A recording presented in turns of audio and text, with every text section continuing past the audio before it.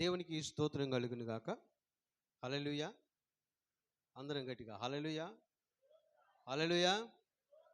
మంచిది. మన ప్రభు అయిన యేసుక్రీస్తు నామములో కూడి వచ్చిన మీ అందరికీ నా హృదయపూర్వక వందనాలు తెలియజేస్తున్నాను. ఈ రాత్రి ప్రేమతో నన్ను ఆహ్వానించినటువంటి దైవజనులకును వారి కుటుంబానికి కూడా ఆ ప్రత్యేకమైన వందనాలు తెలియజేస్తున్నాను. దైవజనులకు వందనాలు. పరిశుద్ధ గ్రంథం నుంచి కొద్ది నిమిషాలు కొన్ని మాటలు ధ్యానం చేద్దాం. బైబిల్ ఉన్నవారు, చదవగలిగిన వారందరూ కూడా బైబిల్ తెరిచి వాక్యాన్ని గమనించవలసిందిగా ప్రేమతో మనవి చేస్తున్నాను. రూతు గ్రంథంలో రాయబడిన మాట చదువుదాం. చూడండి, రూతు గ్రంథము 1వ అధ్యాయము 1వ వచనం నుంచి రాయబడిన కొన్ని మాటలు చదివి వాక్యాన్ని ధ్యానం చేద్దాం. పాత నిబంధన గ్రంథంలో 221వ పేజీలో రాయబడినటువంటి లేఖనాలు చదువుదాం. 220, 21లో రాయబడ్డాయి. రూతు గ్రంథము 1వ అధ్యాయము 1వ వచనాన్ని చదువుదామా? చదవగలిగిన వారు ఎవరైనా ఉంటే చదవండి బిగ్గరగా.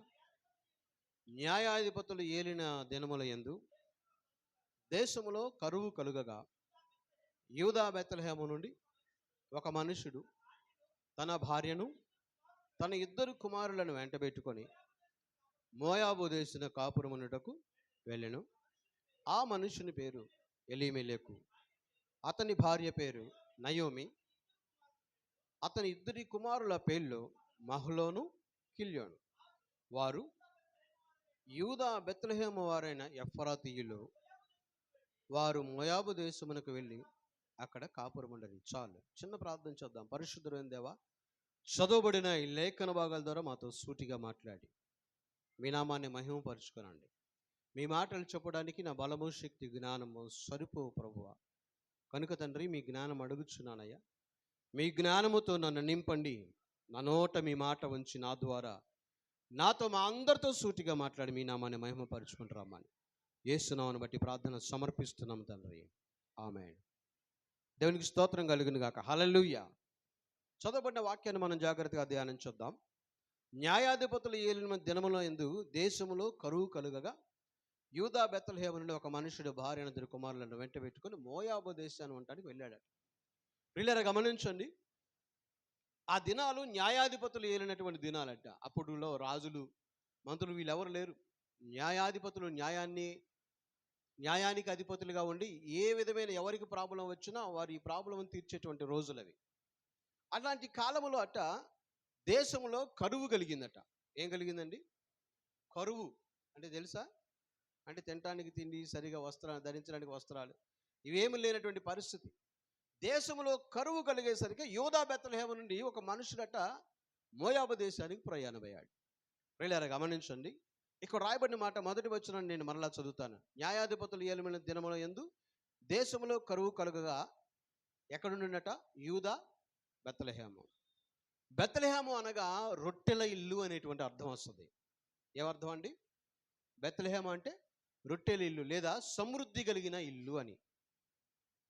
అలాగనే మోయాబు అనగా తండ్రి ఎవరు అనేటువంటి అర్థం. మోయాబు అంటే తండ్రి ఎవరు.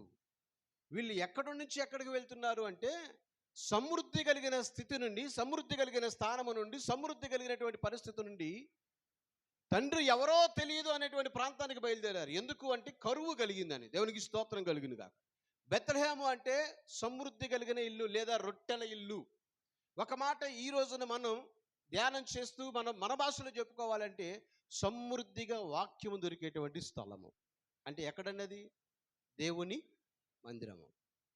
అంటే ఈ రోజున అనేక మంది ఒక కరువు కలగగానే, కరువు అంటే మందిరంలో ఇబ్బంది కావచ్చు, ఇరుకులు కావచ్చు, సమస్యలు కావచ్చు, నిందలు కావచ్చు, అవమానాలు కావచ్చు, లేదా దావజనుల ద్వారా చెప్పబడుతున్నటువంటి వాక్యం తగిలి కావచ్చు.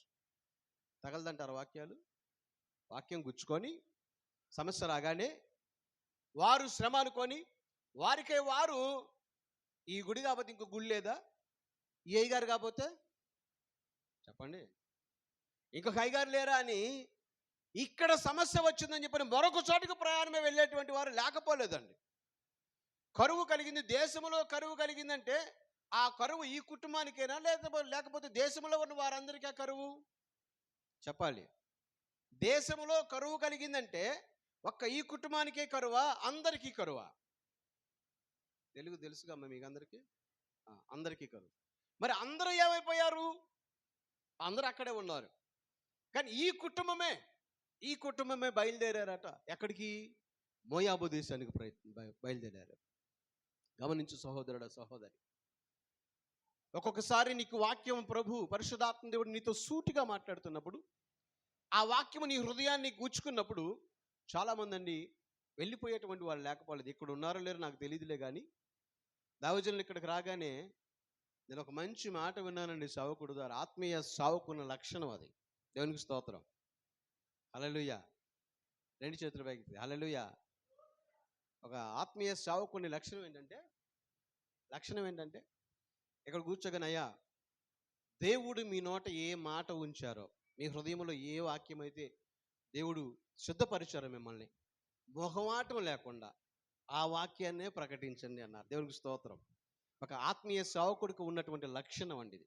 కొన్ని చోట్ల కొంతమంది పాస్టర్ గారు, అయ్యా మా సంఘం ఎలా ఉంది, వాళ్ళు అలా ఉన్నారు, కొంచెం దీని గురించి చెప్పండి అనేటువంటి వాళ్ళు లేకపోలేదు. కానీ ఇక్కడ ఉన్నటువంటి సేవకులు ఆ మాట కాదు, కానీ నాకు చాలా ఆత్మీయంగా అనిపించింది. మీ నోట దేవుడు ఏ మాట ఉంచితే ఆ మాట మొహమాటం లేకుండా చెప్పండి అన్నారు. అందుని బట్టి ప్రభు స్తుతిద్దాం ఒకసారి గట్టిగా చప్పట్లు కొట్టి. మంచిది. దేవునికి స్తోత్రం. హల్లెలూయా. వీళ్ళని గమనించండి. కరువు కలిగిందని అంటే ఒక సమృద్ధికరమైనటువంటి ఇంటిని విడిచిపెట్టి, ఒక ఆత్మీయ స్థితిని విడిచిపెట్టి, ఆత్మీయ స్థలాన్ని విడిచిపెట్టి, సమృద్ధిగా రొట్టెల ఇంటిని విడిచిపెట్టి, సమృద్ధిగా దొరికేటువంటి స్థలాన్ని విడిచిపెట్టి, కొద్దిగా కరువు కలగగానే ఆ దేశాన్ని విడిచి మోయాబు దేశానికి ప్రయాణమే వెళ్ళారట. ఇంకా కంటిన్యూ చేద్దాం. అక్కడ అతని పేరు ఏమిటట? 2వ వచనం. ఆ మనుషుని పేరు ఎలీమెలెకు. ఎలీమెలెకు అంటే దేవుడే నా రాజు అని అర్థం. పేరొకలాగుంది, తీరొకలాగుంది. పేరేమో దేవుడే నా రాజు, ఏదైనా దేవుడే చూసుకుంటాడు. కానీ ఇక్కడ పరిస్థితి మాత్రం అలా లేదు. కరువు కలగగానే ఏం చేశాడు? ఆ దేశాన్ని విడిచిపెట్టి వేరొక దేశానికి ప్రయాణం మొదలుపెట్టాడు. ఇంకా కంటిన్యూ చేద్దాం. అతని భార్య పేరు నయోమి అంటే మధురము.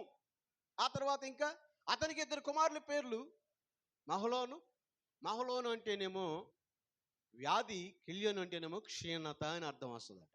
వ్యాధి, క్షీణత, ఇలాంటి పేర్లు కలిగినటువంటి వీళ్ళట బెత్లెహేము వారైన యూదా బెత్లెహేము వారైన ఎఫ్రాతీయులు. ఎవరండి వీళ్ళు? వినాలి జాగ్రత్తగా. ఎవరు వీళ్ళు?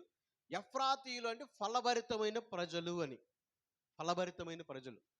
ఏమంటే ఇంత ఫలభరితమైనటువంటి ప్రజలట రొట్టెల ఇంటిని విడిచిపెట్టి, దేవుని వాక్యాన్ని సమృద్ధిగా ప్రకటించే స్థలాన్ని విడిచిపెట్టి, వినేటువంటి స్థలాన్ని విడిచిపెట్టి, తండ్రి ఎవరో తెలియనటువంటి మీనింగ్ ఉన్న మోయాబు దేశానికి ప్రయాణం మొదలుపెట్టారు. ఏమైందండి? వీళ్ళు వెళ్తే ఏం జరిగిందో చదువుదాం, కంటిన్యూ చేద్దాం. చూడండి, త్వరగా చదువుదాం. 5వ వచనం నుంచి. వారు ఇంచుమించు 10 సంవత్సరములు అక్కడ నివసించిన తర్వాత మహలోను, కిల్యోను ఇద్దరును చనిపోయిరి. కాగా ఆ స్త్రీ తాను కనిన 2 కుమారులను తన పెనిమిటియు లేనిదాయను. ఆ ఇంటిలో ఉన్నటువంటి పురుషులు 3 కూడా చనిపోయారు.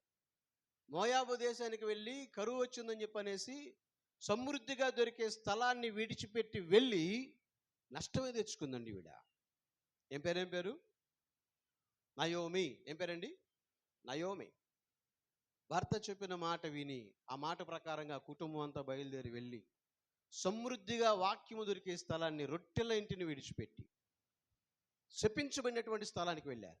ఈ రోజున నువ్వైనా నేనైనా మనం ఎవరైనా సరే దేవుని సన్నిధిని విడిచిపెట్టి వాక్యము సమృద్ధిగా దొరుకుతూ, దేవుని సేవకులు, దేవుని ఆత్మచేత అభిషేకింపబడినటువంటి దైవజనులు దేవుని ఆత్మావేశముతో వాక్యాలు ప్రకటిస్తున్నప్పుడు ఆ వాక్యము గుచ్చుకుందని, తగిలిందని, ఆ దొరికే ఆ స్థలాన్ని విడిచి శపింపబడిన స్థలానికి వెళ్ళిపోతే పరిస్థితులు ఏమిటి తెలుసా? ఉన్నటువంటి వారిని కోల్పోయిందని ఈవిడ నయోమి. భర్తను పోగొట్టుకుంది, ఉన్న 2 కొడుకుల్ని కూడా చెప్పండి పోగొట్టుకుంది. ఇప్పుడు ఈమె రిక్తురాలైపోయింది. దేవునికి స్తోత్రం కలుగును గాక. కొంచెం గట్టిగా హల్లెలూయా చెబుదామా? హల్లెలూయా, హల్లెలూయా. చదువుదాం చూడండి. అదే అధ్యాయంలో మరొక మాట కూడా చదువుదాం చూడండి. 20వ వచనం చదవండి. మొదటి అధ్యాయము 20వ వచనం చదువుదాం. ఆమె అనక దానికంటే ముందు 6వ వచనాన్ని చదువుదాం చూడండి. 6వ వచనం. వారికి ఆహారం ఇచ్చుటకు యెహోవా తన జనులను దర్శించునని ఆమె మోయాబు దేశములో వినిన గనుక మోయాబు దేశము విడిచి వెళ్ళిటికై ఆమెయు ఆమె కోడండ్రును ప్రయాణమైరి. ఇప్పుడు 10 సంవత్సరాల తర్వాత భర్తను పోగొట్టుకుంది, కొడుకును పోగొట్టుకుంది, మిగిలింది కోడళ్ళు ఉన్నారు. కొడుకులకి వివాహం చేసింది అక్కడ వారినిచ్చే. ఇప్పుడు కోడళ్ళు, అత్త ముగ్గురే మిగిలారు. అయితే ఈ క్రమంలోనట విడిచి వచ్చినటువంటి దేశం గురించి ఒక కబురు వచ్చింది. ఏమిటంటే దేవుడు ఆ దేశాన్ని దర్శించాడు, కరువు పోగొట్టాడు, ఆశీర్వదించాడు. ఇప్పుడు వారికి సమృద్ధిగా ఉంది. ఏమనుంది? దర్శించను అక్కడ మోయాబును విడిచి వెళ్ళడానికి, ఇప్పుడు ఎక్కడికైతే వచ్చిందో ఆ స్థలాన్ని విడిచి వెళ్ళడానికి రెడీ అయింది. రెడీ అయి వెళ్తూ ఉంటే, ఏ స్థలాన్ని అయితే విడిచి వెళ్ళిందో ఆ స్థలానికి మరలా ఈవిడ వెళ్తూ ఉంటే, ఆమె బంధువులు వారందరూ కూడా ఆమెను గుంపు కూడి ఎదురుగా వచ్చినప్పుడు ఆమె అంటుంది కదా, ఆమెను అంటున్నారు నయోమి వస్తుంది, నయోమి వస్తుందంటే, అప్పుడు వాళ్ళు అంటున్నారు 20వ వచనంలో ఆమె అంటుంది కదా, ఆమె సర్వశక్తుడు నాకు చాలా. నిజమేనండి ఈ మాట? దేవుడు దుఃఖం కలగజేశాడా? ఈమె సొంతం తెచ్చుకుందా? చెప్పాలి గట్టిగా. ఒక్కొక్కసారి నీకు నువ్వే తెచ్చుకుంటావు, కానీ ఎవరినంటావు? దేవుడిని అంటావు. ప్రపంచంలో ఎవరికీ లేని బాధలు దేవుడు నాకే పెట్టాడు అనుకున్న రోజులు లేవా? ఇన్ని రోగాలు నాకే ఉన్నాయి, ఏం వాళ్ళు బాగానే ఉన్నారు, ప్రార్థన రాని వాళ్ళు బాగానే ఉంటున్నారు, వాక్య వినని వాళ్ళు బాగానే ఉంటున్నారు అనుకుంటాం. ఒక మాట చెప్తాను వినండి. మనమైతే మందిరంలోకి వచ్చి దేవుని వాక్యాన్ని వినడానికి వచ్చాం.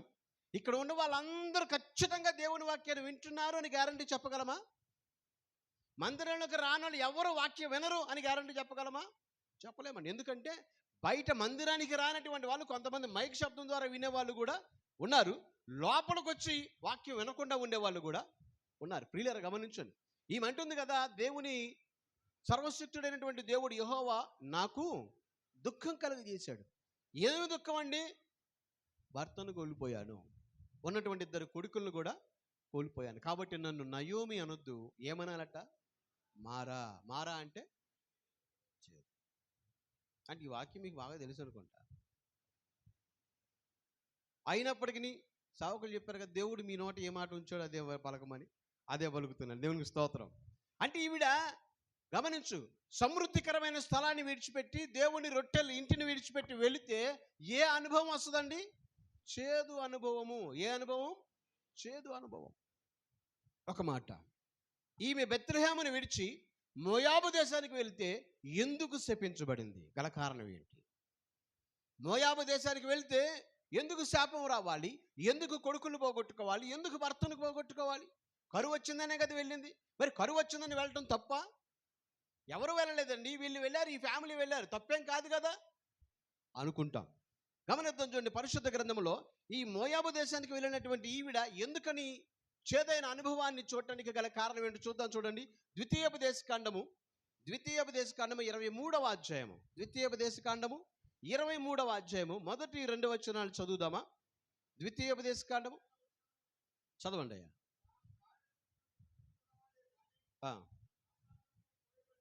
ద్వితీయోపదేశకాండం 23వ అధ్యాయమేనా? 3వ వచనం నుంచి, అమోనీయుడే గాని మోయాబీయుడే గాని యెహోవా సమాజములో చేరకూడదు, వారిలో 10వ తరము వారైనను ఎన్నడును యెహోవా సమాజములో ఎన్ని కాలం అండి? 10 తరాల వరకు. ఎవరెవరు? అమ్మోనీయుడే గాని మోయాబీయుడే గాని. అంటే ఈ మోయాబీయులు దేవుని చేత శపించబడినటువంటి వాళ్ళు. వీళ్ళు వెళ్ళి ఎక్కడికి వెళ్ళారు? ఎవరైతే దేవుని చేత శపించబడ్డారో అక్కడికే వెళ్ళారండి. దేవుని చేత ఆశీర్వదింపబడినటువంటి ఇంటిని విడిచి, సమృద్ధికరమైన వాక్యం దొరికే స్థలాన్ని విడిచి ఎక్కడికి వెళ్ళారు? వెళ్ళక దేవుని చేత శపింపబడిన స్థితిలో ఉన్నారే, వాళ్ళతో సహవాసం చేయడానికి, వాళ్ళతో వియ్యమందడానికి, వాళ్ళతో కలిసి జీవించడానికి వెళ్ళారు. కనుకనే ఈ శ్రమ. ఈరోజున ప్రియులారా, దేవుని వాక్యాన్ని విడిచి, దేవుని మందిరాన్ని విడిచి శ్రమ కలిగిందని, ఇబ్బంది కలిగిందని ఎవరితో స్నేహం చేస్తున్నారండి? ఎంతమంది లేరండి మరలా దేవునికి దూరమై త్రాగుడు విడిచిపెట్టిన వాళ్ళు మరలా త్రాగుడు మొదలుపెట్టిన వాళ్ళు లేరంటారా? చెడు స్నేహాలకు వెళ్తున్న వారు లేరంటారా? అలా వెళ్తే మిగిలేది చేదు అనుభవమే. దేవునికి స్తోత్రం కలుగును గాక. అయితే ఒక ప్రశ్న అండి, ఇప్పుడు 10 తరాల వరకు మోయాబీలు కానీ అమ్మోనీలు కానీ ఇశ్రాయేలీయులు లేదా దేవుని బిడ్డలతో కలవటానికి వీలు లేదని దేవుడు చెప్పాడు. ఎందుకు? కారణం తెలియాలిగా. హల్లెలూయా. వింటున్నారా? వింటున్నట్టున్నారా? అవును, వింటున్నారా? దేవునికి స్తోత్రం. హల్లెలూయా, హల్లెలూయా. మీరు కాబట్టి ఇలా మందిరాన్ని కట్టుకున్నారు, ఆ తర్వాత ఇంకో పెద్ద మందిరాన్ని కట్టుకుంటున్నారు. ఒక స్థలంలోనట ఆ పాత కాలంలో పూరు గుడిసె మందిరం పూరు గుడిసెలాగా ఉందట. ఆ మందిరంలో ప్రార్థన పెట్టుకున్నారు, ప్రార్థన జరుగుతూ ఉంది. పూరు గుడిసెకి ఇవన్నీ ఉంటాయండి. మధ్యలో ఒక ఏముంటది, దూలం ఉంటుంది. దాన్ని ఏమంటారు తెలుసా? నిట్టాడు అంటారు. దాన్ని ఏమంటారు అంటే ఆధారం, దాని అంతటికి ఆధారం. ఇలాగనే మీకులాగానే అందరూ మందిరానికి వచ్చారు, కూర్చున్నారు. ఒక పెద్దమ్మ దానికి ఆనుకొని కూర్చుందంట. దేనికి? ఆ పూరు గుడిసెకి ఆధారమైనటువంటి ఆ నిట్టాడికి ఆనుకొని కూర్చుందట. కూర్చుంది. పాస్టర్ గారు వాక్యం చెప్తూ చెప్తూ చెప్తూ అమ్మా అంతుబట్టిందా అన్నాడట. ఏమన్నారు అంటే అర్థం ఏంటి? అర్థమైందా అని అర్థం. అంతుబట్టిందా అని ఆ ప్రాంతంలో ఉన్న భాషను బట్టి అంతుబట్టిందా అన్నాడు. ఇక ఆ పెద్దమ్మ అన్నదట, అయ్యా అంతా పట్టింది కానీ తోక మిగిలిందండి అన్నదట. అసలు వాక్యం తలా తోక గురించి కాదుగా చెప్పేది. దేని గురించి వాక్యం చెప్పుకుంటున్నాం మనం? మోయాబు దేశం గురించి మాట్లాడుతూ ఉన్నాం, బెత్లెహేము గురించి మాట్లాడుతూ ఉన్నాం, రూతు గ్రంథం గురించి ధ్యానం చేస్తున్నాం. దేవునికి స్తోత్రం. ఈయనకు అంతు పట్టలా. ఇప్పుడు అంతా పట్టడం ఏంటి, తోక మిగలటం ఏంటి? ఏమైంది పెద్దమ్మ అంటే, అయ్యగారు నువ్వు వాక్యం మొదలుపెట్టిన దగ్గర నుంచి చూస్తున్నానండి, ఆ తాటాకులో ఎలక దూరడానికి ప్రయత్నం చేసి చేసి చేసి అంతా పట్టింది కానీ ఏం మిగిలింది? ఎందుకు వచ్చారో తెలియదండి కొంతమంది. నిట్టాడు కారుకున్నట్టుగానే వాడు సాతానుగాడు అంటాడట, నువ్వు నన్ను ఆనుకొని నిన్ను బూనుకుంటా అంటాడట. ఇంత బాక్సులు పెట్టి, సౌండ్ సిస్టమ్ పెట్టి, ఎక్కువ పెట్టి, ఇంత గోలగోలగా ఉన్నా కానీ హాయిగా నిద్రపోతుంటారు కొంతమంది. వాళ్ళని బట్టి దేవునికి స్తోత్రం చూద్దాం. హల్లెలూయా. కొంచెం గట్టిగా హల్లెలూయా. మందిరానికి వచ్చింది మనం దేవుని వాక్యాన్ని నేర్చుకోవడానికి, ఆ వాక్య ప్రకారం జీవించడానికి. ప్రియులారా గమనించండి, యూదా బెత్లెహేము నుండి మోయాబు దేశానికి వెళ్ళినటువంటి వాళ్ళు శపించబడిన స్థానంలో ఎందుకు ఉన్నారంటే, మోయాబును దేవుడు ఆల్రెడీ శపించాడు. 10 తరాల వరకు వారితో కలవటానికి వీల్లేదు అనే ఒక కట్టడం ఉంది. ఎందుకని దేవుడు మోయాబును శపించాడండి? మోయాబీయులు ఏం చేశారు? దానికి గల కారణం ఏమిటో త్వరగా చదువుదాం చూడండి. పరిశుద్ధ గ్రంథములో ఆదికాండ గ్రంథంలో రాయబడిన కొన్ని మాటలు చదువుదాం చూడండి. ఆదికాండ గ్రంథము, అందరూ బైబిల్ తెరిచి వాక్యాన్ని ధ్యానం చేద్దాం చూడండి. 19వ అధ్యాయము, ఆదికాండ గ్రంథము 19వ అధ్యాయము, ఆదికాండ గ్రంథము 19వ అధ్యాయము మొదటి వచనం నుంచి కొన్ని మాటలు చదువుదాం. ఆదికాండము 19వ అధ్యాయము. పేజీ నెంబర్ చెప్పమంటారా? అవసరం లేదంటారా? ఆ సాయంకాలం మందు ఆ ఇద్దరు దేవదూతలు సొదొమ చేరినప్పటికీ లోతు సొదొమ గవని యొద్ద కూర్చుండి ఉండెను. లోతు వారిని చూసి వారిని ఎదుర్కొనుటకు లేచి సాష్టాంగ నమస్కారం చేసి, నా ప్రభువులారా, దయచేసి నీ దాసుని ఇంటికి వచ్చి వెళ్ళవచ్చు అన్నాడు. దేవునికి స్తోత్రం కలుగును గాక. హల్లెలూయా. ఇక్కడ వాక్యాన్ని గమనిద్దామండి. లోతు అనేటువంటి ఒక వ్యక్తిని, ఒక భక్తిపరుని మనం చూస్తూ ఉన్నాం ఇక్కడ. ఈ వాక్యం లోతు అనేటువంటి ఆయన బైబిల్లో ఉన్నాడని ఎంతమంది తెలుసండి? విన్నారా లోతు గురించి? దాదాపుగా వినని వారు ఎవరు ఉండరు. సీనియర్లు అందరూ వినే ఉంటారు, సీనియర్ విశ్వాసులు అందరూ. సీనియర్లా సిన్సియర్లా అండి మీరు? సీనియర్లా సీనియర్లా? సీనియర్లు సిన్సియర్లు అవును గాక. ఆమెను అందాం. సీనియర్లు అందరూ సిన్సియర్స్ అవుదురు గాక. ఇప్పుడు సిన్సియర్స్ అందరూ దేవునికి స్తోత్రం చెప్పండి ఒకసారి. అంటే అందరూ సిన్సియర్సే, మంచిది. సిన్సియర్ అంటే వాక్యాన్ని, దైవజనులు వాక్యం ద్వారా మాట్లాడుతున్నప్పుడు, దేవుడు మాట్లాడుతున్నప్పుడు ఖచ్చితంగా వాక్య ప్రకారంగా ఉండాలి. దేవునికి స్తోత్రం. సావుకులు చెప్పారంట, అమ్మ ఏదైనా శ్రమ వచ్చినప్పుడు, ఇబ్బంది కలిగినప్పుడు దేవుని స్తుతించాలి, ఏదైనా గొడవ వచ్చినప్పుడు ప్రభువుని స్తుతించాలమ్మా, గొడవలు పెట్టుకోవద్దని చెప్పారంట. పంపుల కాడేగా గొడవలు వచ్చేది, అవునా కదా? ఇలాగనే ఇద్దరు పోయారంటే విశ్వాసులు పంపుల దగ్గర బిందెలు తీసుకొని పోయారు. నా బిందె ముందంటే నా బిందె ముందు అంటున్నారు. ఇద్దరు మళ్ళీ ఒకే సంఘానికి వచ్చే ప్రార్థనలు పర్లే. ఇక బిందె పోయి ఇక రకరకాల మాటలు వచ్చాయి. అక్కడ గొడవ సాగుతూ ఉంది. ఈ లోపల అక్కడ ఉన్నటువంటి ఈ విశ్వాసం ఒక ఆవిడ గొడవ పెట్టుకుని వెళ్ళిపోయింది. ఈ లోపల ఒక అన్యురాలు వచ్చింది. ఆమె వెనకాల వచ్చింది. ఈ విశ్వాసరాలు ముందుంది కదా, ఆల్రెడీ ఒక ఆమెతో గొడవ పెట్టుకుని ఆమె వెళ్ళిపోయింది. ఈమె ఇక అన్యురాలు వచ్చేసరికి ఆమెతో కూడా గొడవ బదులైంది. ఏమ్మా ఇప్పుడు వచ్చో బిందె ముందు పెట్టావు ఏంటంటే, చాలే వెళ్ళవమ్మా అని చెప్పని తిడతా ఉండంటే, ఈ లోపల ఆ సందులో అయ్యగారు ఆట మొదలుపెట్టారు. ఈమె గొడవ పెట్టుకుంటుంటే ఆ సందు చివరు ఎవరు వస్తున్నారు చెప్పండి గట్టిగా? అయ్యగారు వస్తుంటే ఇప్పుడు ఏమేం చేయాలి చెప్పండి? అప్పుడు దాకా తిట్టిన ఆవిడ ఇలా అని తిట్టిన ఆవిడ దేవునికి స్తోత్రం ఎలా తిడుతుంది? దేవునికి స్తోత్రం, ప్రైజ్ ది లార్డ్ అంటుందంట. అప్పుడు ఆమంటుందంట, మీ ఆయన ప్రైజ్లాడే, మీ అమ్మ ప్రైజ్లాడే, మీ ఇంట్లో 7 ప్రైజ్లాడ్ అంటుందంట. ఆ ప్రైజ్లాడ్ నాకు తెలుసు కదా, తెలియదు కదా, తెలుసా తెలీదా? ప్రైజ్లాడ్ అంటే ఏంటో ఏమో తెలుసు. దేవునికి స్తోత్రం అంటే అదే పెద్ద లోక సంబంధమైన మాట ఏమనుకొని నువ్వు దేవునికి స్తోత్రమే, మీ ఆయన దేవునికి స్తోత్రం, మీ నాన్న దేవునికి స్తోత్రం అంటుందట. ఎంత సిన్సియర్ విశ్వాస కదండి. సిన్సియరా సీనియరా? సిన్సియారిటీ చూపించుకోవడానికి ప్రయత్నం చేసింది. కానీ చూడండి ప్రియులారా, మనిషిని బట్టి కాదు మన భక్తి ఉండేది, మన దేవుణ్ణి బట్టి భక్తి ఉండాలి. దేవునికి స్తోత్రం కలుగును గాక. కొంచెం గట్టిగా హల్లెలూయా. లోతు అనేటువంటి వ్యక్తి తన భార్యను, 2 కుమార్తెలను తీసుకుని సొదొమ గొమొర్రా అనేటువంటి ప్రాంతానికి వెళ్ళాడు. ఆ ప్రాంతంలో నివసిస్తున్నటువంటి సందర్భంలో అసలు ఈ సొదొమ గొమొర్రా అనేటువంటి ప్రాంతాన్ని దేవుడు నాశనం చేయాలనేటువంటి ఆలోచన దేవునికి ఉంది. ఎందుకు అంటే సొదొమ గొమొర్రా ప్రాంతంలో ఉన్నటువంటి వాళ్ళందరూ కూడా సరైన వాళ్ళు కాదు, సరైనటువంటి మనస్తత్వం కలిగిన వారు కాదు. చూద్దాం, చూడండి అక్కడ రాయబడిన మాట 4వ వచనం నుంచి చదువుతారా? వారు పండుకొనక ముందు ఆ పట్టణస్థులు అనగా సొదొమ మనుషులు, బాలురును వృద్ధులను ప్రజలందరూ నలుదిక్కుల నుండి కూడి వచ్చి ఎవరిల్లు చుట్టారు? లోతు ఇల్లు చుట్టారు. లోతుని పిలిచి, ఈ రాత్రి నీ యొద్దకు వచ్చిన మనుషులు ఎక్కడ? ఎంత పాపమో, ఎంత పాపిష్టి ఆలోచన, ఎంత కామమో. దైవ సన్నిధి లేదా దేవుని దూతలు లోతు ఇంటికి వస్తే ఎవరెవరట? బాలురు మొదలుకొని, బాలురును వృద్ధులు అంటే పిల్లల దగ్గర నుంచి ముసలుల దాకా కూడా ఏమంటున్నారు తెలుసా? మీ ఇంటికి వచ్చిన వాళ్ళని బయటికి పంపించండి, మేము వారితో కూడాలి, పాపము చేయాలి, వారితోటి బయటికి పంపించు అని గొడవ పెట్టుకుంటా ఉంటే ఈ లోతు అంటాడు, అయ్యా మీకు నమస్కారం చేస్తానయ్యా, వద్దు, అలాంటి పాతకం కట్టుకోవద్దు, మీరు శాపం తెచ్చుకోవద్దు అయ్యా అని బ్రతిమలాడుతూ ఉంటాడు లోతు.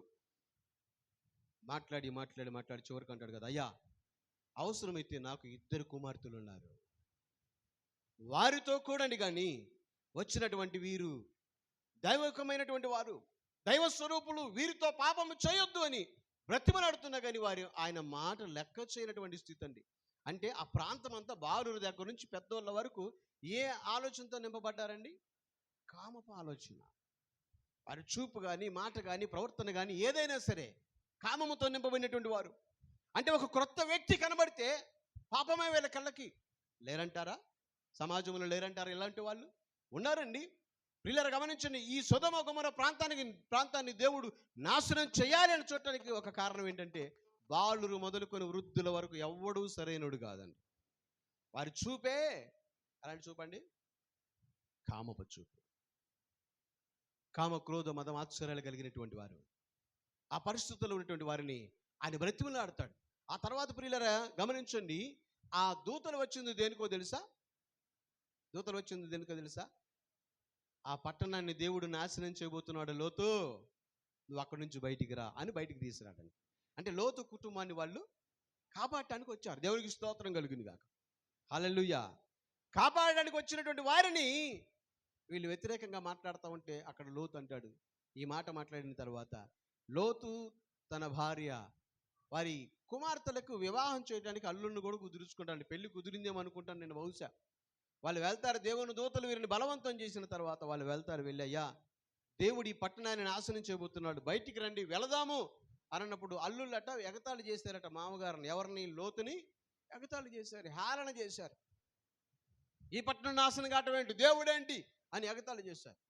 అయితే దేవుని దూతలు లోతును తొందర పెట్టారు. లోతు భార్యను వారిద్దరి కుమార్తెల చేతులను పట్టుకొని పట్టణం బయటికి తీసుకెళ్తాడు, త్వరగా తీసుకెళ్తాడు. ఎందుకంటే ఆకాశం నుంచి అగ్ని కురవబోతుంది. దేవునికి మహిమ కలుగును గాక. నాశనం చేయబోతున్నాడు.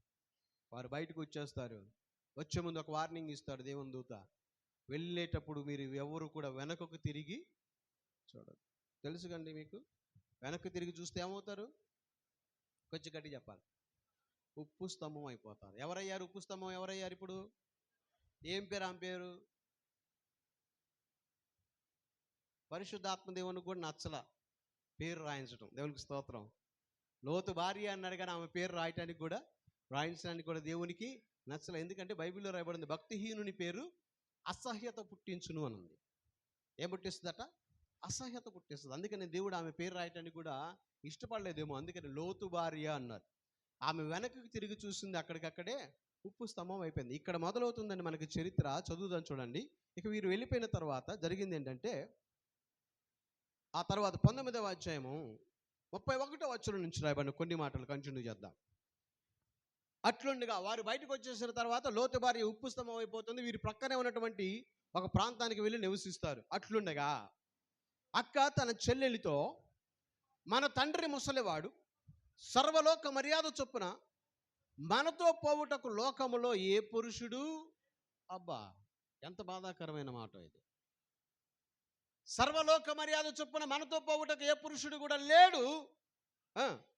మన తండ్రికి ద్రాక్షారసము త్రాగించి అతనితో శయనించి మన తండ్రి వలన సంతానమును కలగజేసుకుందాము రమ్మని చెప్పాను. ఆ రాత్రి వారు తమ తండ్రికి ద్రాక్షారసము త్రాగించిన తర్వాత అతని పెద్ద కుమార్తె లోపలికి వెళ్ళి తన తండ్రితో శయనించును. కానీ ఆమె ఎప్పుడు శయనించునో, ఎప్పుడు లేచిపోయినో అతనికి తెలియలేదు. ఇంకా మరునాడు అక్క తన చెల్లిని చూచి, నిన్నటి రాత్రి నా తండ్రితో నేను శయనించుతుని, ఈ రాత్రి అతనికి ద్రాక్షారసం త్రాగించిన తర్వాత నీవు లోపలికి వెళ్ళి ఆమెతో శయనించమని అలాగున వారు తండ్రి వలన సంతానము కలుగజేసుకుందామని చెప్పాను. దేవునికి స్తోత్రం. హల్లెలూయా. కొంచెం గట్టిగా హల్లెలూయా. ఈ అక్క చెల్లెలు ఎవరితో పిల్లలు కందాం అనుకున్నారండి? గట్టి చెప్పండి. తండ్రితో, కన్న తండ్రితో పాపం చేయడానికి వెనకాళ్ళ యవన స్త్రీలు. తండ్రిని లేదు, తల్లిని లేదు, తమ్ముడని లేదు, అన్నని లేదు, కామముతో నింపబడిన పరిస్థితులండి. అలాంటి పరిస్థితుల్లో ఏం జరిగిందో మరొక మాట 35వ వచనం నుంచి. ఆ రాత్రి వారు తమ తండ్రికి ద్రాక్షారసము త్రాగించిరి. అప్పుడు ఆ చిన్నది లేచి అతనితో శయనించెను. ఆమె ఎప్పుడు శయించునో, ఎప్పుడు లేచిపోయినా అతనికి తెలియలేదు. అలాగున లోతు యొక్క 2 కుమార్తెలు తన తండ్రి వలన గర్భవతులైరి. 37వ వచనం మీరు చదవండి. వారిలో పెద్దది కుమారుని కని వానికి ఏం పేరంట? మోయాబు అని పేరు పెట్టెను. అతడు నేటి వరకు మోయాబీయులకు తండ్రి. ఎవరు అనంటే ఏం చెప్పుద్ది ఈవిడ? లోతు పెద్ద కుమార్తెను ఆమె కొడుకును కన్నది కదా. మరి వీళ్ళ నాన్న ఎవరమ్మా అంటే ఏం చెప్పుద్ది? మా నానే నా కొడుకుకి తండ్రి అని చెప్పుద్దా? అందుకనే మోయాబు అంటే తండ్రి ఎవరు అని అర్థం. ఎందుకు దేవుడు మోయాబీలను శపించాడు అంటే 10 తరాల వరకు కలవద్దు, వారితో మీరు వియ్యమందొద్దు, వారితో సహవాసం చేయొద్దు అన్నటువంటి కారణం ఇదే. వాయు వరుస లేకుండా ప్రవర్తించేటువంటి స్థితి వీళ్ళది. ఇటువంటి జీవితాలను చూసి దేవుడు ఊరుకోడు, తన ఉగ్రతను చూపిస్తాడు దేవుడు. దేవునికి స్తోత్రం కలుగును గాక. గట్టిగా హల్లెలూయా. ఇలాంటి వాళ్ళతోనా సహవాసం చేసేది? ఏమండి, వీళ్ళు ఎలాంటి వాళ్ళతో సహవాసం చేయడానికి వెళ్ళారు? యూదా బెత్లెహేముని విడిచి మోయాబు దేశానికి వెళ్ళారు. మోయాబీలంటే ఎవరండి? ఎవరికి పుట్టిన వాళ్ళు? వాయు వరస వెళ్ళినటువంటి వాళ్ళు. ఈ రోజున నీ ఆత్మీయ స్థితిని విడిచిపెట్టి, ప్రార్థనా జీవితాన్ని విడిచిపెట్టి, దేవుని వాక్యం గుచ్చుకుంటుందని, తగులుతుందని దైవజనులు హెచ్చరిస్తున్నారని మానేసి, మందిరాన్ని మానేసి ఎవరితో సహవాసం చేస్తున్నావో తెలుసా? ఇలాంటి నీచమైనటువంటి కల్చర్ కలిగిన వాళ్ళతో ఉంటున్నావేమో. దేవుడు శపించిన వారితో స్నేహం చేస్తున్నావేమో. జాగ్రత్త. దేవుడు చూస్తూ ఊరుకునేవాడు కాదండి. తగిన సమయంలో ఖచ్చితంగా తీర్పు తీరుస్తాడు. అందులో మొహమాటమే లేదండి. దేవునికి స్తోత్రం చెబుదాం ఒకసారి. హల్లెలూయా. కొంచెం గట్టిగా హల్లెలూయా. వీళ్ళని గమనించండి. యూదా బెత్లెహేము అంటే సమృద్ధి. ఎప్పుడంటే అప్పుడు వాక్యము, ఎప్పుడంటే అప్పుడు ప్రార్థన. సావకుడు ఉద్యోగాన్ని మానేసి, కుటుంబాన్ని విడిచిపెట్టి ఎక్కడ ప్రార్థన అంటే అక్కడే. ఎంత ఖర్చైనా సరే ప్రార్థన, మందిరము, విశ్వాసుల కుటుంబం దీవించబడాలి. ఇంత ప్రయాసపడుతున్నటువంటి సేవకుని ద్వారా దేవుడు ఒక హెచ్చరిక మాట పలికితే తట్టుకోలేకపోతున్నారు ఈ రోజున విశ్వాసులు. చాలా చోట్ల మీరు అలాగా లేరేమో అని నేను అనుకుంటున్నాను. కానీ సేవకుని ద్వారా దేవుడు మాట్లాడితే ఆ మాట, ఆ వాక్యం గుచ్చుకుంటే ఏమవ్వాలండి? నీ బ్రతుకు మార్చుకోవాలి. దేవునికి స్తోత్రం కలుగును గాక. బ్రతుకు మార్చుకోవాల్సిన బదులు వీళ్ళు ఏం మారుస్తున్నారు? మందిరాన్ని మారుస్తున్నారు, సేవకుని మారుస్తున్నారు. అవునండి? ఉన్నారా లేరా ఇలాంటి వాళ్ళు? మీ దగ్గర ఉన్నారా లేరు నాకు తెలియదు, కానీ లోకంలో మాత్రం చాలామంది ఉన్నారండి. మా దగ్గర ఇలాగే నేను మొహమాటం లేకుండా దేవుడు నిజంగా నా నోట ఏ వాక్యాన్ని ఉంచుతా ఆ వాక్యం ఎవరు పిలిచినా ఖచ్చితంగా చెప్పేస్తానండి నేను. నాకు అదే నచ్చింది సేవకులు మీ పాస్టర్ గారు ఆ మాట చెప్పిన తర్వాత. అదే నాకు ఆత్మీయతకు గుర్తు. దేవునికి స్తోత్రం కలుగును గాక. ఆ పిలిచినటువంటి వాళ్ళ గృహ కూడికకు పిలిచినా సరే, ఒకసారి ఇలాగ ఒక గృహ కూడిక మా గ్రామంలో ఏర్పాటు చేయబడింది. ఆయన పేరు పిచ్చిరాజు. ఏం పేరండి? పేరుకు తగ్గట్టే ఉంటాడు ఆయన. ఆ ఇంట్లో గృహ కూడిక ఏర్పాటు చేశారు. అక్కడ వాక్యం చెప్పాలి. దేవుడిచ్చిన వాక్యం. అబీగయలు తన భర్త గురించి మాట్లాడాడు దేవుడు. అబీగయలు తన భర్త గురించి అంటుంది కదా, మన యజమానుడు మొరటోడు, ఏం మాట్లాడాలో తెలియదు, ఎలా ప్రవర్తించాలో తెలియదు అని చెప్పని అంటది. మొరటోడు అంటది అంటే ఎప్పుడు ఏం పని చేయాలో తెలియదు, ఎప్పుడు ఎవరితో ఎలా మాట్లాడాలో. ఈ పిచ్చిరాజు పరిస్థితి కూడా అదే. దేవుడేమో ఆ వాక్యం ఇచ్చాడు. పిచ్చిరాజు అలాంటివాడో నాకు తెలుసు, కానీ నేను అక్కడ వాక్యం చెప్తా ఉంటే మా విశ్వాసాలందరూ నాకెళ్ళి పిచ్చిరాజుకి వెళ్ళి చూస్తూ ఉన్నారు. ఎందుకంటే పిచ్చిరాజుకి ఏమైనా పిచ్చిలేసి లెగుస్తాడేమో, గొడవ చేస్తాడేమో వాళ్ళ భయం. కానీ మాట్లాడేది ఎవరు? పరిశుద్ధాత్మ దేవుడు. దేవునికి స్తోత్రం.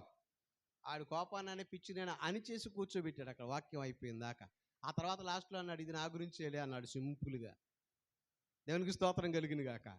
గట్టిగా హల్లెలూయా, హల్లెలూయా.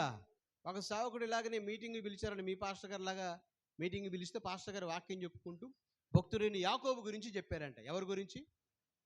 అందరు గట్టిగా చెప్పాలి. యాకోబు గురించి చెప్పారట. సంఘ పెద్దల్లో ఒకడు యాకోబు ఉన్నాడు. మనకుండా ఉంటారండి గుళ్ళో? మనకుండా ఉంటారా? ఉంటారు. వచ్చిన పాస్టర్ గారు పరిశుద్ధాత్మ చేత ప్రేరేపించబడిన వాడే మాటకు ముందు మాటకు తర్వాత యాకోబుకి 2 భార్యలు 12 మంది సంతానం అన్నాడట. ఎంతమంది భార్యలు? అడిగి చెప్పండి. ఆ సంఘ పెద్దకు కూడా 2 భార్యలు. ఆయన పేరు యాకోబు. ఆయన కూడా ఆ రోజు భోజనం చేసింది కూడా ఈయనకి ఆయనే. ఎవరో? యాకోబు గారు. ఇప్పుడు ఈయన బల్ల కొద్ది వాక్యం చెప్పిన ఆయన యాకోబు గారింటికే భోజనానికి పోవాలి. యాకోబు గారికి విని విని విని విని చూస్తాని అంత అనుకున్నాడు. ముందు ఇంటికి వెళ్ళిపోయాడు. భోజనం తొందర రెడీ చేయవే, పాస్టర్ గారు వస్తాడు. భోజనం రెడీ చేశారు. పాస్టర్ గారు టైం వచ్చింది, వెళ్ళాడు. అన్నం కలిపేసి నోట్లో ముద్ద పెట్టి టయానికి ఆపండి అయ్యారు. ఒక్క నిమిషం ఆపు, ఒక ప్రశ్న అడుగుతా చెప్పు నువ్వు అన్నాడు. ఏంటయ్యా? చెప్పయ్యా. నా పేరు యాకోబే, నాకు 2 భార్యలే. అయితే ఏంటి నా గురించి చెప్పని ఎవరు చెప్పండి నీకు? అయ్యగారు చెప్పిండా? ఎవరైనా చెప్పారు ఊళ్ళో పొలిమేర నా పేరు చెప్పారంటే? నీ పేరు యాకోబు అని నాకు తెలియదు, నీకు 2 భార్యలని కూడా నాకు. మరి ఎవరు చెప్పారు?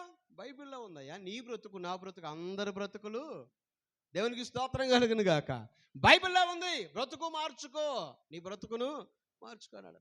అప్పుడు ఆ మాటను బట్టి, హెచ్చరికను బట్టి అతను బ్రతుకును మార్చుకొని సంఘ పెద్ద కాస్త సావుకుడయ్యాడట. దేవునికి స్తోత్రం కలుగును గాక. అలాగనే ప్రియులారా, దేవుని వాక్యము ద్వారా దావజనుడు మాట్లాడుతున్నప్పుడు ఏ మాట అయినా సరే అది నీకు హెచ్చరిక మాటను గుర్తుపెట్టుకొని బ్రతుకు మార్చుకుంటూ బాగుపడతావు. మందిరాన్ని మారితే చేదు అనుభవాన్ని రుచి చూస్తాం. మందిరాన్ని మారటానికి కాదని బెత్లెహేము అంటే రొట్టెల ఇల్లు, సమృద్ధి కలిగినటువంటి దేవుని వాక్యం దొరికేటువంటి స్థలం. ఈ స్థలాన్ని విడిచిపెట్టి నువ్వు శపించబడిన స్థలానికి వెళ్తున్నావు. ఇలా చెప్పుకుంటూ వెళ్ళాలని చాలా ఉదాహరణలు ఉన్నాయి. సమయం చాలా సంకుచితంగా ఉంది, నేను త్వరగా ముగిస్తున్నాను. నాకు ఇవ్వబడినటువంటి సమయానికి నేను ముగిస్తాను. ప్రియులారా గమనించండి, యేసుక్రీస్తు ప్రభు వారు కూడా ఒకసారి ఒక ఉపమానం చెప్పారు. ఆయన ఉపమానం లేకుండా ఎక్కడ కూడా వాక్యం ప్రకటించలా. ఉపమానం చెప్తూనే ఉపమానాల ఉదాహరణలు చెప్పుకుంటూ వాక్యం ప్రకటించారు. దేవునికి స్తోత్రం కలుగును గాక. ఆ ఉపమానంలో భాగంగా ఒకసారట ఒక వ్యక్తి గురించి మాట్లాడుతున్నాడు. ఒక ధర్మశాస్త్రోపదేశకుడు అట ఒక ధర్మ సందేహం వచ్చింది. ధర్మశాస్త్రోపదేశకుడు అంటే ధర్మశాస్త్రాన్ని ఉపదేశించేవాడు. అర్థమైందా? ధర్మశాస్త్ర ఉపదేశకుడు. ధర్మశాస్త్రాన్ని ఉపదేశించేవాడికి ధర్మ సందేహం వచ్చింది. ఏమిటంటే యేసు ప్రభు వారి దగ్గరకు వచ్చి, అయ్యా నిత్య జీవానికి వారసత్వం పొందుకోవాలంటే నేనేం చేయాలి? మన భాషలో చెప్తున్నాను. పరలోకానికి వెళ్ళాలంటే చెప్పండి, మీరు చెప్పండి, ఏం చేయాలా? మీరు చెప్పండి. పరలోకానికి పోవాలంటే ఏం చేయాలా? గుడి కట్టడానికి ఒక 2 లక్షలు ఇవ్వాలా? ఈరా ఏంటి? ఇస్తారు కదా, మంచోళ్ళలాగా కనపడుతున్నారు. అలా ఇచ్చినంత మాత్రం పరలోకానికి వెళ్ళిపోతారా? రా అమ్మ, మా తల్లి 3 లక్షలు ఇచ్చావు రా అంటాడు దేవుడు. అండో మరి అయ్యగారికి దశమభాగం ఇస్తే పోతావా? అలాగని మానేస్తారా ఏంటి? ఇచ్చేవాళ్ళు తక్కువలేండి. దేవునికి స్తోత్రం కలుగును గాక. కొంచెం గట్టిగా హల్లెలూయా. ఈసారి అయ్యగారు పిలిస్తే, అంటే మీరు పిలవమని చెప్తే దొంగలను పట్టుకుందాం. ఇక్కడ ఎంతమంది దొంగలు ఉన్నారు? ఎవరినండి? చెప్పండి గట్టిగా. దొంగలు పట్టుకుందాం. ఇక్కడ దొరలు ఎంతమంది ఉన్నారు? చేతులు ఎత్తండి. ఎత్తకపోతే మీరు అందరూ దొంగలనే. అందరూ దొరబాబు బిడ్డలమే. దొరబాబు ఎవరు? మీ ఊర్లో ఆయన కాదు, ఏసయ్య. ఏసయ్య బిడ్డలు మనమందరం. దేవునికి స్తోత్రం కలిగింది గాక. ఈ ధర్మశాస్త్రోపదేశకుడు వచ్చి పరలోకానికి వెళ్ళాలంటే నేనేం చేయాలంటే, ప్రభు అంటాడు కదా, ధర్మశాస్త్రాన్ని ఉపదేశించేవాడు కదా, అందులో ఏం రాయబడింది, నువ్వేం చెబుతున్నారని ఆయన అంటే, నిన్ను వల్ల నీ పొరుగువాని ప్రేమించమని ఉందయ్యా, నీ దేవుడిని యెహోవాని ప్రేమించమని ఉందయ్యా అంటే, అలా చెయ్యి అంటాడు. అది నేను చిన్నప్పటి నుండే చెప్తున్నాను. నేను దేవుని ప్రేమించడం అంటే తెలుసు, కానీ నా పొరుగుడు అంటే ఎవడు, పక్కింటివాడు, ఎదురింటివాడు, ఇంకెవడు అని అడుగుతాడు. దానికి ఒక ఉపమానం చెప్తాడు. ఒక వ్యక్తి యెరూషలేము నుంచి యెరికోకు దిగి వెళ్తున్నాడట. ఎక్కడి నుంచి ఎక్కడికి? కొంచెం గట్టిగా. యెరూషలేము దీవించబడిన గృహము, యెరికో శపించబడినటువంటి స్థలము. యెరూషలేము అంటే దీవించబడిన గృహము, యెరికో అంటే శపించబడిన స్థలం. ఒక మనిషి ఆశీర్వదింపబడిన స్థితి నుండి శపించబడిన స్థలానికి దిగి వెళుతూ మార్గ మధ్యలో దొంగల చేతిలో చిక్కాడట. ఎవరి చేతిలో? దొంగల చేతిలో చిక్కాడు. దొంగల చేతిలో చిక్కితే దొంగలు ఏం చేస్తారు చెప్పండి త్వరగా? ఏం దోచుకుంటారు? గడి చెప్పండి. బంగారం. వీళ్ళకి బంగారం ఉండదు కానీ బంగారం చెప్పేశారు. మీరు చెప్పండి. మనకు జేబులు ఉంటాయి కాబట్టి డబ్బులు, ఇంకా ఆయన దగ్గర విలువైన వస్తువులు ఏముంటే వాటిని దోచుకుంటారు. కానీ యేసుక్రీస్తు ప్రభు వారు చెప్పినటువంటి ఈ దొంగలో వాడు బంగారం దోచుకోవాలా, వాడి డబ్బులు దోచుకోవాలా, ఏం తీసుకున్నారు తెలుసా? వాడి వస్త్రాలు తీసుకున్నారట. దేవునికి స్తోత్రం, హల్లెలూయా. ఏం తీసుకున్నారండి? వస్త్రాలు తీసుకున్నారట. వస్త్రాలు తీసుకొని వాడిని కొట్టి కొరప్రాణంతో విడిచిపెట్టి వెళ్ళిపోయారట. చంపేలా కొరప్రాణంతో విడిచిపెట్టారు. బట్టలతో ఏం పనండి వీడికి? దొంగలకి డబ్బులు కావాలి కానీ ఇక్కడ ఉపమానం వినండి జాగ్రత్తగా. ఏమి వస్త్రం అంటే బైబిల్లో రాయబడి ఉంది, నీతి వస్త్రము, స్తుతి వస్త్రము, ఉల్లాస వస్త్రము, వివాహ వస్త్రము, రక్షణ వస్త్రము. అర్థమైందా? పరిశుద్ధ వస్త్రము, తెల్లని ఇవి నీకు దేవుడిచ్చిన సర్వాంగ కవచంగా చెబుతున్నటువంటి ఆ వస్త్రాన్ని అపవాదిగాడు దోచుకొని వెళ్ళిపోతాడు. ఎప్పుడైతే దిగజారిపోవటానికి ప్రయత్నం చేస్తావో దేవుడు నీకు ఇచ్చిన రక్షణ వస్త్రాన్ని కాస్త తీసుకుంటాడు. మొదట ఉల్లాస వస్త్రం పోద్ది. ఏ వస్త్రం అండి? కొంచెం గట్టిగా చెప్పండి. ఏడు మొహం దానికి తగినట్టుగా చెప్పాలి. చెప్పండి ఇప్పుడు సంతోషంగా చెప్పండి. దేవునికి స్తోత్రం కలిగిన గాక. ఇప్పుడు చాలామంది ఆ వస్త్రాన్ని కోల్పోయారు. ఏ వస్త్రాన్ని? మందిరానికి వస్తారు కానీ మొహం అంతా మాడిపోయిన పెంకులాగా, కాండి వాడిపోయిన కంకిలాగా పెట్టుకొని కూర్చున్నారు.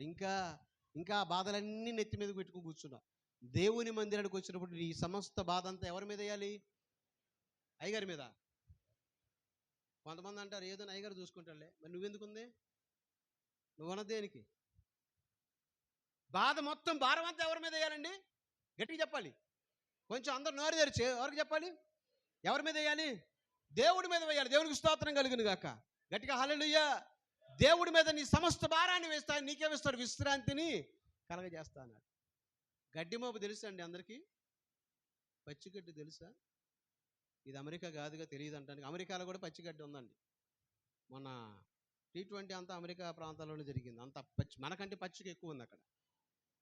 ఒకడట నీకు లాంటి వాడు నాకు లాంటి వాడు ఒకడు పచ్చిగడ్డి మోపు వేసుకొని నడుచుకుంటూ వెళ్తున్నాడట. బరువు ఎక్కువపోయి నడవలేక నడుస్తుంటే అయ్యగారికి లాంటి వాడట ఎడ్ల బండి మీద వెళ్తా ఆపు చేసి, నాయన బరువు మైలేకపోతున్నావు కదా, బండి ఎక్కు అన్నాడు. బండి ఎక్కించుకున్నాడు. ఇక ఎడ్ల బండి దొలి అయ్యగారు ఎటువంటి దారి చూపు అంతా ఎటుంటుంది? గడి చెప్ప ఎదరేమంటది. మాట్లాడుతూ ఉన్నాడు. అయ్యా ఏ ఊరు పోవాలి? అయ్యా స్టీల్ ప్లాంట్ పోవాలండి. ఎక్కడి నుండి వస్తున్నావు? బోధవరం నుంచి వస్తున్నానండి. ఎంత దూరం మోయలేకపోతే ఎట్లా ఇబ్బంది పడతావు కదా అని ఈ మాటలు మాట్లాడుతూ ఉంటే మాట్లాడుతున్నాడు కానీ ఈ రొప్పు తగ్గట్లా. ఎవడు రొప్పు? వెనకాల కూర్చున్నాడు, రొప్పుతూనే ఉన్నాడట. ఇదేంటి?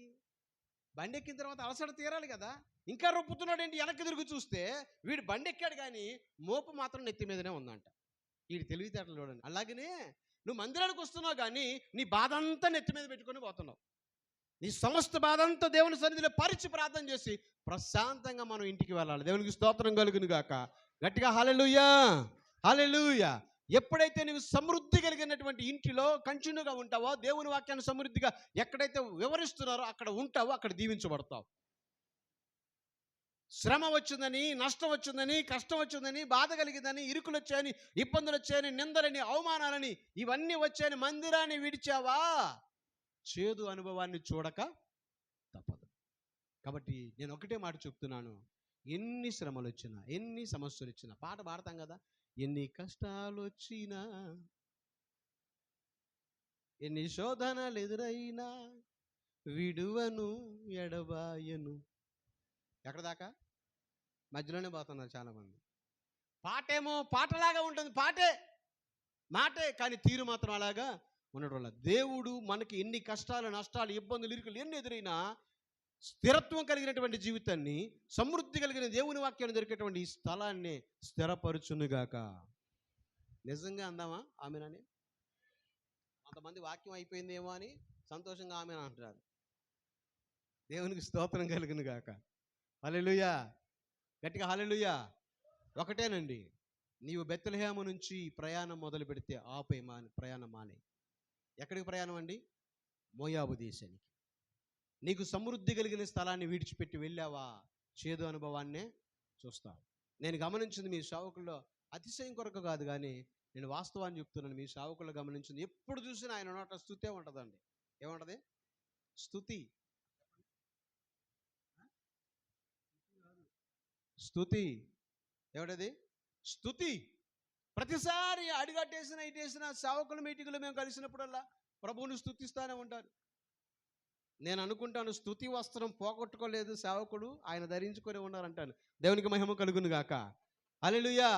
అలాంటి ఆత్మీయ సేవకులను కలుగున్నటువంటి మీరు సమృద్ధిగా వాక్యం దొరికే స్థలాన్ని విడిచిపెడితే నష్టం కాదుగా, నష్టమే కాకుండా ఒక చేదు అనుభవాన్నే చూస్తారు. కాబట్టి అటువంటి పరిస్థితులు రానికుండా దేవుని వాక్యాన్ని వింటూ, దేవుని వాక్యాన్ని సమృద్ధిగా దొరికే స్థలాల్లో ఉన్నాను కాబట్టి మనం ఈ స్థలంలో, మీరు ఈ స్థలంలో స్థిరపరచబడుదురుగాక. గట్టిగా అందరం చెప్దాం ఆమేన్, ఆమేన్. దేవుడు ఈ వాక్యమును దీవించునుగాక. దేవుడు ఈ వాక్యమును ప్రతి హృదయంలో ఫలింపజేయునుగాక. ప్రార్థన చేసుకుందాం. అందరం తల్ల వంచు కళ్ళు మూసుకుని ప్రార్థనలు ఏకీభవించుదాం. ఒక్క నిమిషం అందరం తల్ల వంచుదాం, కళ్ళు మూసుకుందాం, ప్రార్థన చేద్దాం. పరిశుద్ధాత్మ దేవుడు, ఈ రాత్రి దేవుడు నీతో మాట్లాడితే, ఏ స్థితి నుండి ఏ స్థితికి పడిపోయావో, ఎక్కడి నుంచి ఎక్కడికి దిగజారిపోయావో, ఒకవేళ ఆత్మీయ స్థితి నుంచి నువ్వు ప్రయాణం మొదలు పెడితే మోయాబు అనబడే శపించబడిన వారి దగ్గరికి స్నేహానికి వెళ్తున్నావేమో, లోక సంబంధంగా ఉన్న వారితో స్నేహం చేస్తున్నావేమో. దేవుడు చూస్తున్న దేవుడు, ఆల్రెడీ దేవుడు వారిని శపించాడు. శపించబడిన వారి వద్దకు నీవు వెళ్ళి సహవాసం చేయటానికి కాదు, దేవుడు నిన్ను పిలుచుకుంది. ఈ స్థలంలో దేవుడు సమృద్ధికరమైన వాక్యాన్ని ఇస్తూ, విలువైన వాక్యాన్ని ఇస్తూ, దేవుని ఆత్మతో అభిషేకించి దేవుని వాక్యాన్ని కూడా వాక్య ప్రకారంగా నిన్ను నిర్మించుకొని వాక్య ప్రకారంగా జీవించాలని నిన్ను స్థిరపరచుకుంటే, ఎక్కడికి నీ పయనం? ఎక్కడి నుంచి ఎక్కడికి వెళ్తున్నావు? సమృద్ధిని విడిచిపెడుతున్నావా? దేవుని వాక్యానికి దూరం అవుతున్నావా? ఆ దేశంలో ఎవరికి కరువు రాలేదా? కరువు కలిగిందని ఆ కుటుంబము వెళ్ళి వెళ్ళి శపించబడిన వారితో, వాయు వరుస లేని వారితో స్నేహం చేశారు. 10 తరాల వరకు వద్దు, నేను వారిని శపించానని దేవుడు చెప్పిన వారితో సహవాసం చేసి చివరికి చేదైన అనుభవాన్ని రుచి చూడాల్సి వచ్చింది. నయోమి, నీవు ఆ పరిస్థితిలో ఉండొద్దని దేవుని వాక్యం ద్వారా హెచ్చరిస్తున్నాను. వాక్యం దొరుకుతుంది కదా, సమృద్ధికరమైన దేవుని వాక్యం. నీతో మాట్లాడే అనేక మంది నేనున్నాను నీతో అని చెప్పేవారు ఉన్నారు, కానీ ప్రభు వాక్యాన్ని విడిచిపెట్టకు. మనుషులు కొంతవరకు ఉంటారు, కడ వరకు నీతో ఉండేది దేవుడే. దైవజనుడే నీ కొరకు ఉపవాసం ఉండి కన్నీరు కార్చి నీ కొరకు, నీ కుటుంబం కొరకు ప్రార్థన చేస్తున్న సేవకుని విడిచి, సేవకుని పరిచయం చేస్తున్న సంఘాన్ని విడిచి ఎటు వెళ్తున్నావు? ఎటు వెళ్తున్నావు? దిగజారిపోతున్నావేమో, మోయాబుకు ప్రయాణం అవుతున్నావేమో. ఒకసారి నిన్ను నువ్వు పరిశీలన చేసుకొని, ఎందుకు దేవుని సన్నిధిలో క్షమాపణ అడగకూడదు? దేవా క్షమించండి ప్రభువా, అయా శపితమైన వారితో స్నేహం చేస్తున్నానయ్యా, నన్ను క్షమించండి అయ్యా. దేవా క్షమించండి ప్రభువా, మోయాబీలతో సహవాసం చేస్తున్నానేమో, నన్ను క్షమించండి ప్రభువా అని ఒక్క నిమిషం మనం అందరం ప్రార్థన చేద్దామా? ప్రార్థన విజ్ఞాపన చేసి ప్రభువుని అడుగుదాం. దేవా నన్ను క్షమించండి ప్రభువా. ఒక్క నిమిషం మనం ప్రార్థన చేద్దాం, ప్రార్థనలో కొనసాగుదాం.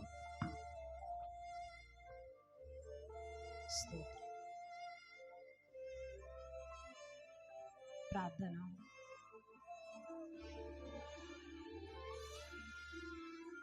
మా పరిశుద్ధుడ, మహోన్నతుడ, గనుడ, యేసురాజా మీకు వందనాలు. జీవాధిపతి, జీవముగైన తండ్రి మీ స్తోత్రాలు తెలుస్తున్నాం. మా మంచి కాపరి, మా గొప్ప కాపరి, మా ప్రధాన కాపరి మీకు వందనాలు. అత్యున్నత సింహాసనాశ్రయుడా మీకు వందనాలు చెల్లిస్తున్నాం. ఈ రాత్రికాల సమయంలో ప్రభా దైవజనంలో ఉండి మీరు మాట్లాడిన మాటలను బట్టి, ఆయన యొక్క లేఖన భాగంలో బట్టి మీకు వందనాలు చెల్లిస్తున్నాం. ఎవరైనా ఏర్పాటు చేయబడినటువంటి యొక్క సంఘ బిడ్డలందరిని బట్టి, పిలువబడిన ప్రతి ఒక్కరిని బట్టి, ఈ గుడిలో ఉన్న ప్రతి ఒక్కరిని బట్టి మీకు వందనాలు. ఇదిగో నా తండ్రి, సమృద్ధికరమైన పరిస్థితులను విడిచిపెట్టి అయా తండ్రి లోకానుసారమైన పరిస్థితుల్లోకి నీ బిడ్డలు ఎవరైనా వెలుచున్నట్లయితే ఆ ఎరుకో నుంచి నైనా అయా యొక్క యెరూషలేము నుంచి ప్రభా ఎరుకోకి ఎలా ప్రయాణం అవుతున్నాడు ఆ యొక్క బాటసారి, అలా తండ్రి ఆత్మీయ స్థితి నుంచి, ఉన్నతమైన స్థితి నుంచి లోకానుసారంగా ఎవరైనా ప్రయాణం చేస్తున్నట్లయితే ఈ భక్తి వ్యర్థము, ఈ ప్రార్థనా జీవితం వ్యర్థము, ఈ పరిశుద్ధత వ్యర్థము, లోకంలోనే ఏ శ్రమ లేకుండా సంతోషంగా ఉండొచ్చు అనేటువంటి ఆ యొక్క మనస్సు కానీ ఆలోచన కానీ ఎవరైనా కలిగి ఉన్నట్లయితే ప్రభా ఈ యొక్క లేఖన భాగం ద్వారా మీరు మాట్లాడి ఉన్నారని నమ్ముచున్నాం. తమను తాము సరి చేసుకోవడానికి సహాయం దయచేయండి. ప్రేమామయుడవు, కృపామయుడవు, దయామయుడవు, జాలి కలిగిన వాడవు నాయన. ఆయా మాయలనే కృపను దినదినము ఆయా నూతన పరిచయ దేవుడు, అత్యధికంగా మమ్మల్ని హెచ్చింపజేసే దేవుడు నా తండ్రి. ఆయా శ్రమల్లో, ఆయా కష్టాల్లో, ఇరుకుల్లో, ఇబ్బందుల్లో నీకు దూరంగా వెళ్ళకుండా నా ప్రభా ఆయా తండ్రి మరలా మమ్మల్ని దర్శిస్తామని, ఆయా మరలా ఏ విధంగా ఆ యొక్క బెత్లెహేమును దర్శించి ఆయా ఏ విధంగా సమృద్ధిని అక్కడ అనుగ్రహించావో, ఆయా లేమిలో అయినా సరే నా ప్రభా, కష్టంలో అయినా సరే నా తండ్రి ఆయా నీ మీద విశ్వాసంతో ఆనుకుంటూ ఒక దినమున నువ్వు మమ్మల్ని దర్శిస్తామని, సమృద్ధిని మరలా ఇస్తామని, నీ మీద ఆశతో కొనసాగడానికి సహాయం దయచేయండి. యోబు తనకున్నదంతా పోగొట్టుకున్నా దేవాన్ని ఎందున్న విశ్వాసమును విడిచిపెట్టలేదు నా తండ్రి. రెట్టింపు దీవెన పొందుకునే వరకు నీ పాదాలను విడిచిపెట్టలేదు ప్రభా. ఒకవేళ అట్టి స్థితిలో ఎవరైనా ఉన్నట్లయితే, ఆ శ్రమలలో ఉన్నట్లయితే, ఇబ్బందుల్లో ఉన్నట్లయితే, ఇరుకులో ఉన్నట్లయితే నాయన, ఇరుకులో విశాలతనిచ్చే దేవుడవు గనక నా తండ్రి అయా నేను త్వరలో నువ్వు కార్యము చేయబోతున్నావు గనక దేవాన్ని ఆశ్చర్యకరమైన కార్యాలను వీళ్ళ జీవితాల్లో జరిగించబోతున్నావు అయా. అందును బట్టి నా తండ్రి నాయన నీ బిడ్డల ఆశ కలిగి ఇదిగో చేదు అనుభవంలోనికి వెళ్ళకుండా ఆ మధురమైన జీవితాన్ని నా తండ్రి కొనసాగించుకోవడానికి సహాయం దయచేయండి అయా.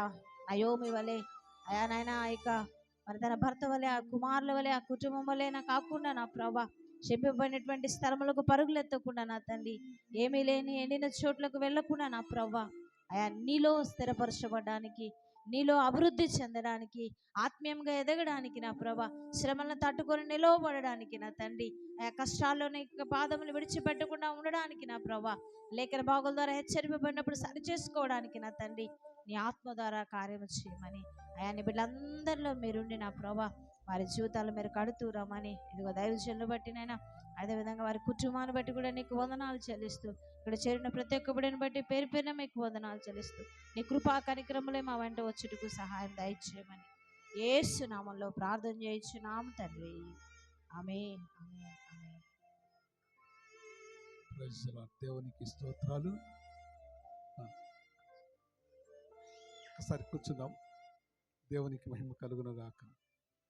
ఈరోజు వాక్యము నా ప్రభు అయిన దేవుడు నాతో స్పష్టంగా మాట్లాడాడు అని నిజముగా గ్రహించిన వారు చప్పట్లు కొట్టి దేవుని నామాన్ని మహిమపరచండి. నిజమే, ఎందుకంటే దైవజనుని నోట దేవుని మాటే. నిశ్చయంగా ఇలాంటి స్థితిలో ఉన్నవారు ఉన్నారని గ్రహించిన తండ్రి అయిన దేవుడు ఒక హెచ్చరికగా ఈరోజు మనకు మాట్లాడాడు. దేవుని సన్నిధిని విడిచి దేవుని సన్నిధికి దూరం అయిపోతే చేదు అనుభవాలు వస్తాయి, జాగ్రత్త అని హెచ్చరిక చేయడానికి దేవుడు పంపాడు. హల్లెలూయా. మహిమ మన తండ్రి అయిన దేవాతి దేవునికే చెల్లును గాక. బెత్లెహేము నుంచి మోయాబు దేశానికి వెళ్ళి ఏం సంపాదించుకుంది? చేదు అనుభవం. యెరూషలేము నుండి ఎరుకోకు వెళ్ళిన వాడు ఏమైపోయాడు? దొంగల చేతిలో.